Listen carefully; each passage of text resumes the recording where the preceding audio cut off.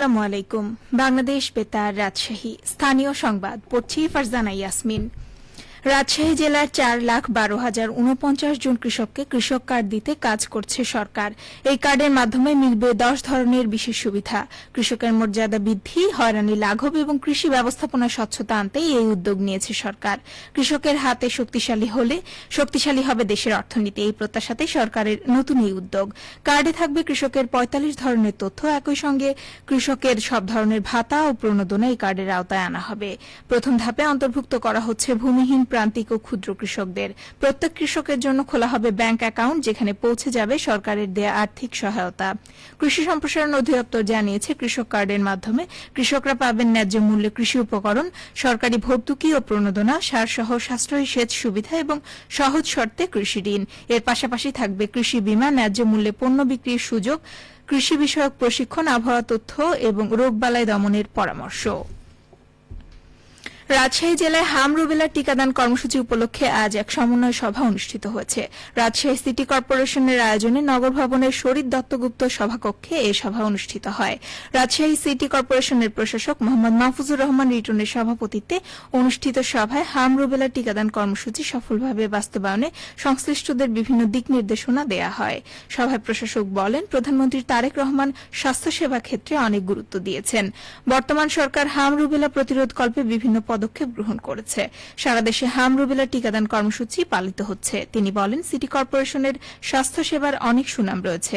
হাম রুবেলা টিকাদান কর্মসূচি সফলভাবে বাস্তবায়নে সবাইকে নিজ নিজ দায়িত্ব যথাযথভাবে পালন করতে হবে। রাজশাহীর পুঠিয়ায় আগুনে পুড়ে যাওয়া অসহায় কৃষক পরিবারের পাশে সরকারের সহায়তা পৌঁছে দিয়েছে পুঠিয়া উপজেলা প্রশাসন। আজ দুপুরে ক্ষতিগ্রস্ত কৃষক পরিবারকে দুর্যোগ ব্যবস্থাপনা ও ত্রাণ মন্ত্রণালয়ের আওতাধীন ঢেউ টিন ও চেকের মাধ্যমে অর্থ সহায়তা করেন পুঠিয়া উপজেলা নির্বাহী অফিসার লিয়াকত সালমান। এর আগে গতকাল অগ্নিকাণ্ডে রহিদুল ইসলামের বাড়িতে থাকা গরু, ছাগল ও সংরক্ষণে রাখা পেঁয়াজ পুড়ে ছাই হয়ে যায়।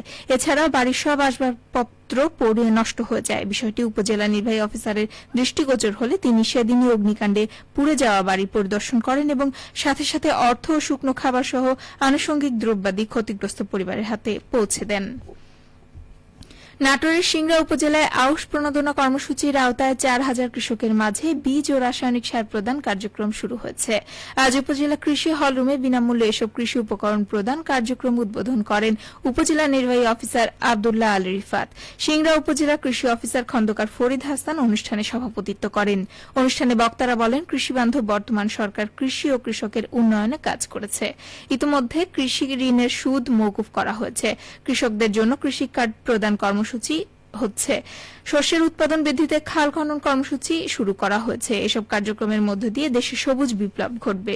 উপজেলা কৃষি অফিসার জানান, আউশ চাষাবাদ সম্প্রসারণের লক্ষ্যে আউশ প্রণোদনা কর্মসূচির আওতায় এই উপজেলার 4,000 কৃষককে 1 বিঘা জমি চাষের জন্য 5 কেজি করে বীজ এবং 10 কেজি করে ডিএপি ও এমওপি সার বিনামূল্যে প্রদান করা হচ্ছে। এদিকে সিরাজগঞ্জের উল্লাপাড়ায় B108 জাতের ধানের নমুনা শস্য কর্তন উদ্বোধন করা হয়েছে। আজ উপজেলার সলঙ্গা ইউনিয়নের নমুনা শস্য কর্তন উদ্বোধন করা হয়েছে। উপজেলা কৃষি সম্প্রসারণ অধিদপ্তরের উদ্যোগে সলঙ্গা ইউনিয়নের গোজা মাঠে নমুনা শস্য কর্তন অনুষ্ঠানে কৃষক মোহাম্মদ তারা মিয়ার প্রায় 2.5 বিঘা জমিতে আবাদ করা B108 ধানের জাত কাটা হয়।